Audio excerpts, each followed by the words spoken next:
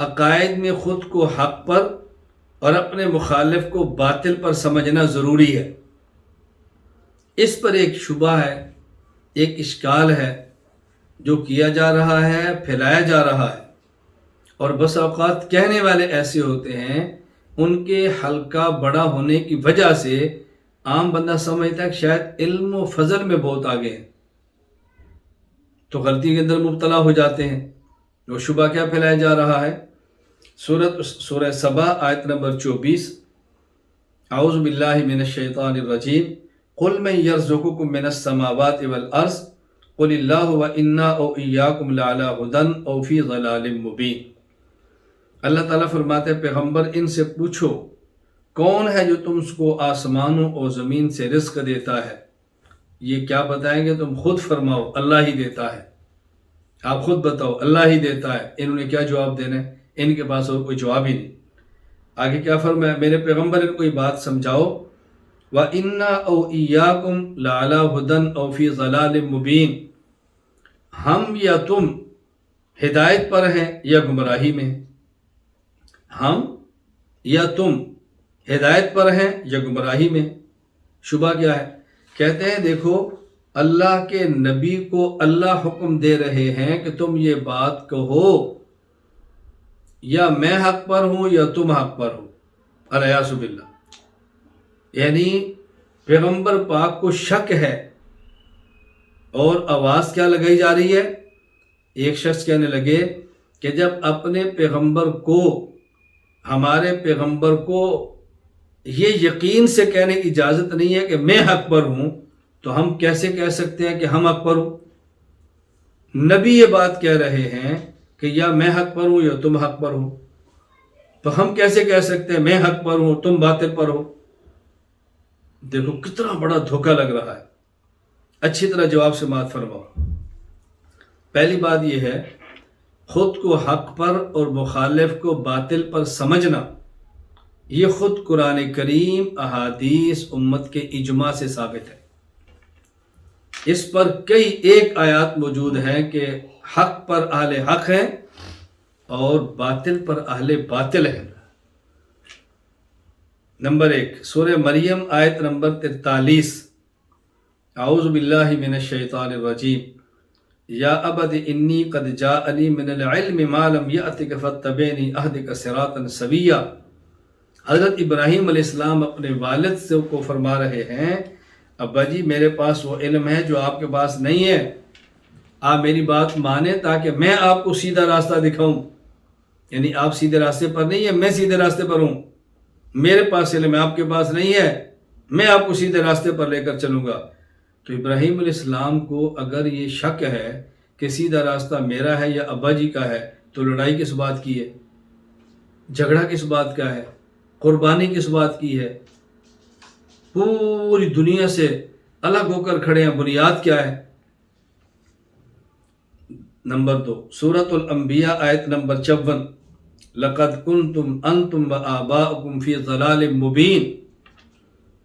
کس طرح ابراہیم علیہ السلام کھل کر فرما رہے ہیں، تم اور تمہارے باپ، تمہارے یہ بڑے جو بتوں کے پجاری ہیں، تم سب کھلی گمراہی میں ہو۔ کوئی شک رہ گیا؟ کتنی وضاحت سے بات فرمائی ہے کہ تم گمراہی میں ہو۔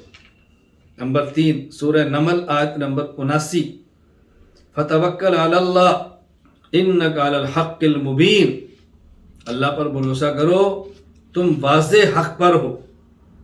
اب دیکھو سورۃ الانبیاء آیت نمبر 54، دشمن، مخالف، مشرک کو کہا جا رہا ہے کہ تم واضح گمراہی پر ہو۔ سورۃ النمل آیت نمبر 79، پیغمبر کو واضح کہا جائے انک علی الحق المبین۔ تو قرآن کھل کر کہہ رہا ہے کہ یہ لوگ گمراہی پر ہیں اور پیغمبر اہل حق یہ حق کے اوپر ہے۔ نمبر 4 سورہ لقمان آیت نمبر 11، ھذا خلق اللہ فارونی ماذا خلق الذین من دونی بل الظالمون فی ضلال مبین۔ یہ چیزیں تو اللہ نے پیدا فرمائی، آسمان اور زمین، پہاڑ، چاند، سب چیزیں۔ تم بتاؤ کہ جو اللہ کے علاوہ کسی نے پیدا کی، جن کہ تم پوجا کرتے ہو، وہ کون سی چیزیں ہیں؟ غیر اللہ کی مخلوق دکھاؤ۔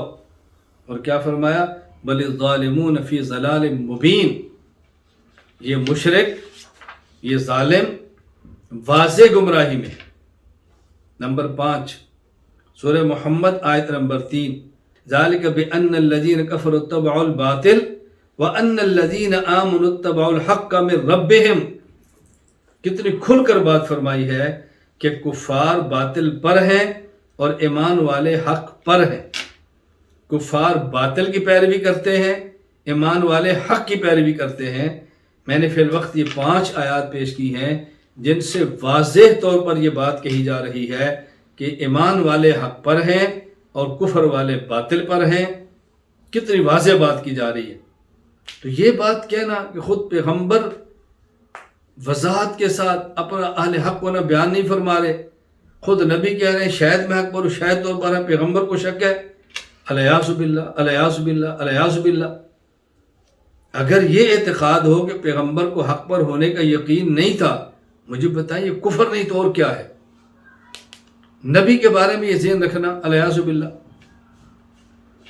حدیث مبارک سنن ترمذی باب ما جاء فی الائمۃ المضلین عن ثوبان قال قال رسول اللہ صلی اللہ علیہ وسلم لا تزال طائفۃ من امتی علی الحق ظاہرین۔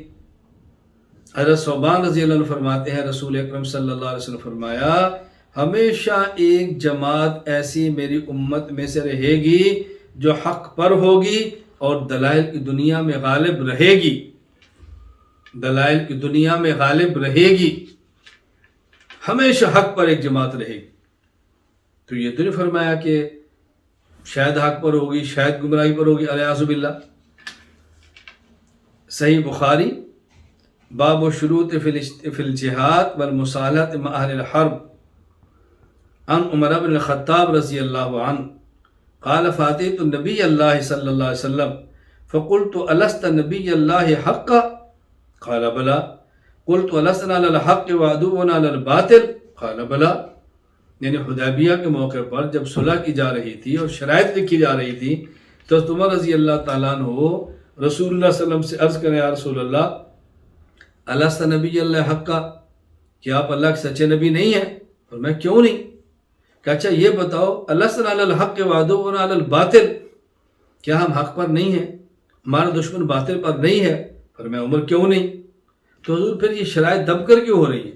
اللہ کے نبی نے سمجھایا کہ اس میں فوائد کیا ہے۔ بہرحال جو میں بطور دلیل کے پیش کر رہا ہوں، حضرت عمر پوچھ رہے ہیں السنا علی الحق وعدونا علی الباطل، حضور فرما رہے ہیں بلا۔ تو خود پیغمبر فرما رہے ہیں کہ ہم حق پر، ہمارا دشمن باطل پر ہے۔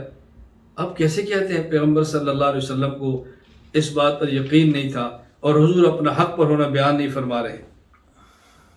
میں نے 5 آیات اور 2 حدیثیں پیش کی ہیں فی الوقت یہ سمجھانے کے لیے یہ اعتقاد رکھنا ضروری ہے ہم حق پر ہیں اور ہمارا مخالف باطل پر ہے۔